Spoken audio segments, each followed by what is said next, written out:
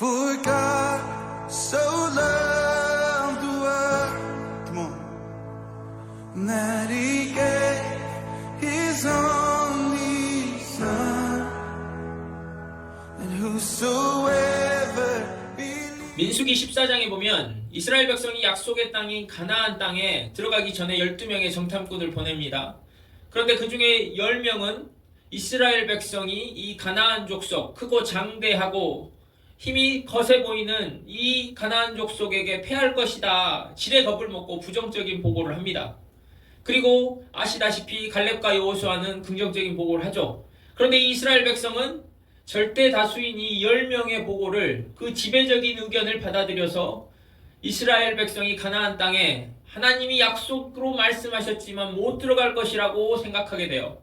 그래서 11절과 12절에 여호와께서 모세에게 이르시되 이 백성이 어느 때까지 나를 멸시하겠느냐?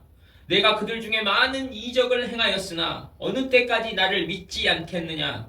내가 전염병으로 그들을 쳐서 멸하고 내게 그들보다 크고 강한 나라를 이루게 하리라 라고 말씀하십니다. 이스라엘 백성들이 틈만 나면, 기회만 생기면 불신하고 불순종하고 의심하고 하니까 언제까지 나를 믿지 않겠느냐, 전염병으로 그들을 멸하고 라고 말씀하셨어요. 저는 이 통치 방식을 하나님께서 이스라엘 백성에게 적용하셨으면 어땠을까 한번 생각해 봅니다. 그러니까 하나님의 사실은 통치 방식은 지금 여기 민수기에서 말하신 것처럼 전염병으로 이스라엘 백성을 다 멸하는 식으로 하시지 않았단 말이에요. 그들이 잘하면 잘한다고 상을 주고 못하면 못한다고 벌을 주는 식으로 하신 게 아니란 말이에요. 즉 우리 사회에서 통용되고 있는 상벌제, 저는 하나님께서 통치 방식을 바꾸셔서 강력하고 즉각적인 상벌제를 도입하시면 어땠을까 생각해 봤습니다. 이스라엘 백성이 불순종하고 욕심내지 마라 했는데 욕심내고 그러면 즉각적인 벌이 임하는 거예요. 우리 크리스찬들도 마찬가지죠. 만약에 하나님이 우리가 지금 알고 있는 그런 하나님이 아니라 우리 삶 가운데 개입하시고 즉각적으로 상과 벌을 내리신다면 어떨까요? 욕심내면 갑자기 발가락에 염증이 생기고 손 하나가 마비가 되고 그러면 깨닫는 거죠. 매번 문제를 우리가 일으킬 때마다, 하나님에게 우리가 대항하고 불순종할 때마다, 죄를 지을 때마다 벌이 임하는 거예요. 사고가 나고 병이 들고 그러면 무서워서라도 두려워서라도 안 해야 되겠다 깨달을 거 아닙니까? 우리가 근데 깨닫습니까? 못 깨닫잖아요. 못 깨달으니까 벌을 내리시는 거예요. 즉각적이고 강력한 상벌제로. 그리고 또 순종하고 착한 선행을 행하고 그러면 상을 주시는 거예요. 예를 들면 요즘에는 다 핸드폰으로 입금이 되면 알림이 오잖아요. 그렇게 우리가 착한 선행을 하면 띠링 하고 돈이 입금되었습니다. 뭐 10,000원씩, 작은 행동을 했지만 10,000원씩 100,000원씩 이렇게 입금되면 눈에 불을 켜고 착한 일을 찾아다닐 거 아닙니까? 선행을 행하지 말라 그래도 오늘 어디 선을 행할 일 없나 하고 찾아다니고, 그러면 이 사회가 얼마나 더 좋은 사회가 되겠어요. 얼마나 좋아지겠냔 말이에요. 크리스천들의 삶이 모범이 되지 마라 그래도 모범이 될 거 아닙니까? 너도 나도 예수님 믿겠다고 할 거 아니에요. 그 즉각적인 상벌제, 심지어 다른 종교를 믿으시는 분들도 우리 하나님은, 이 기독교의 하나님은 즉각적인 상벌제로 예수님 믿기만 하면 이렇게 축복하신다, 이렇게 상을 주신다 하면, 눈앞에 나타나면 타 종교에서 이 종교로 넘어오는 사람들도 많고 개종하고 그럴 거 아닙니까? 그런데 하나님이 그렇게 안 하신단 말이에요. 저는 정말 이 부분이 안타깝습니다. 즉각적이고 강력한 상벌제를 하시면 많은 사람들이 훨씬 쉽게 하나님을 믿을 텐데 그러시지 않는다는 거예요. 특히나 오늘 본문에 보면 출애굽기 16장은 하나님께서 이스라엘 백성을 그런 방식으로 통치하시는 분이 아니에요. 이 사회는 그러나 사실은 능력주의의 바탕을 두고 있고, 저는 지금 이 사회에 가장 주류되는 핵심적인 사상, 모든 사회를 휩쓸고 있는 사상이 바로 능력주의라고 봅니다. 얼마나 쓸모가 있느냐, 얼마나 잘하느냐, 그것에 따라서 상을 주고 벌을 주고 하는 거예요. 그런데 하나님께서 우리를 그렇게 통치하시냐? 이 선택해서 출애굽시킨 이스라엘 백성에게 그렇게 하셨느냐? 그렇지 않아요. 출애굽기 15장이 마라의 쓴물 앞에서 이스라엘 백성들이 마실 물이 없다고 불평 원망했던 내용입니다. 그리고 오늘 16장에서 이제 광야에서 배가 고파서 먹을 것이 없다고, 고기가 먹고 싶다고 또 불평 원망하는 장면입니다. 특별히 3절에 뭐라고 하냐면 이스라엘 자손이 그들에게 이르되 우리가 애굽 땅에서 고기 가마 곁에 앉아 있던 때와 떡을 배불리 먹던 때에 그 시절이 좋았다라고 회상하는 거예요. 왜? 지금 광야에서 배가 고프니까. 출애굽한 후에 하나님께서 우리를 광야로 데리고 오셨는데 데리고 오시는 순간 좋았어요. 그런데 이제 배가 고프니까 애굽에 있을 때는 고기가마 옆에서 편안하게 고기를 뜯어 먹었는데 떡을 배불리 먹었는데 그 시절이 그립다 하는 거예요. 근데 사실은 이스라엘 백성이 애굽에 있을 때 고기가마 곁에 편안히 앉아 있었을까요? 떡을 배불리 먹었을까요?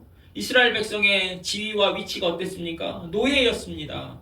100년 전의 노예만 해도 얼마나 비참하고 힘든 삶을 살았겠습니까? 그런데 이 시대에 애굽의 노예로 살던 족속이 무슨 고기 가마 곁에서 편안히 고기를 뜯었겠어요? 무슨 떡을 배불리 먹었겠어요? 적은 양식으로 겨우겨우 연명했을 겁니다.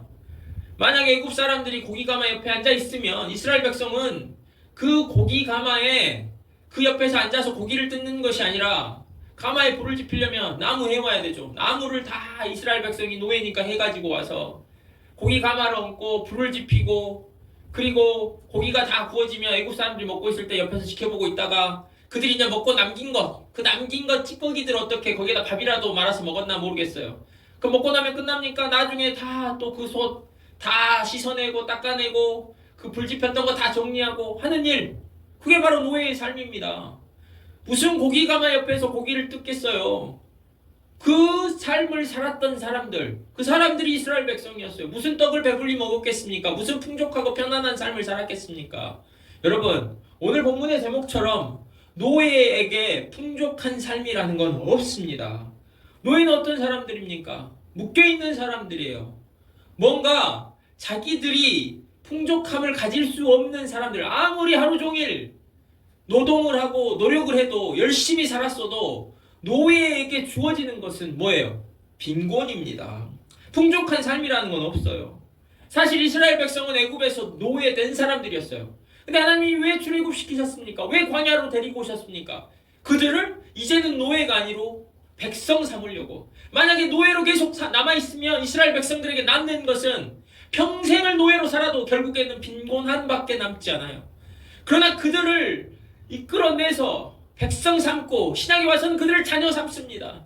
그들에게 풍족한 삶을 주시기 위함이에요. 변화를 주고 새롭게 됨을 주시기 위함이에요. 여러분, 이것이 하나님께서 이스라엘 백성을 이끌어내신 이유예요. 마찬가지로 하나님께서 세상에 있던 우리를 이끌어내셨습니다. 그리고 예배의 장소로 우리를 이끄세요. 예배라는 것은 무엇입니까? 우리가 일주일 동안 세상에 살아요. 일주일 동안 세상에 살면 세상의 메시지를 듣고 세상은 우리에게 가르칩니다. 여기에 풍족한 삶이 있어라고. 그런데 사실은 세상에는 노예된 삶이 있어요. 어떤 것에 노예된 삶이 있냐? 돈의 노예됨이 있고 사람에게 노예됨이 있습니다. 여러분, 직장에 가서 열심히 일하십시오. 그러나 직장에 가서 일을 할 때 내가 돈 때문에 직장에 가서 일하고 내가 사람 눈치 보는 것 때문에 직장에 가서 일하십니까? 아니잖아요. 우리가 직장에 가서 돈과 사람을 보지 않고 내가 하나님이 나에게 주신 달란트와 소명을 가지고 살아가는 거예요. 그 사람이 정말 직장에서 보람된 삶을 사는 것입니다.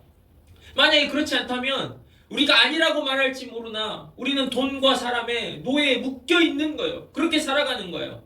우리 자녀들에게 훌륭하게 열심히 공부해가지고 돈과 사람의 노예가 되라고 우리가 가르치는 것입니까? 아니잖아요.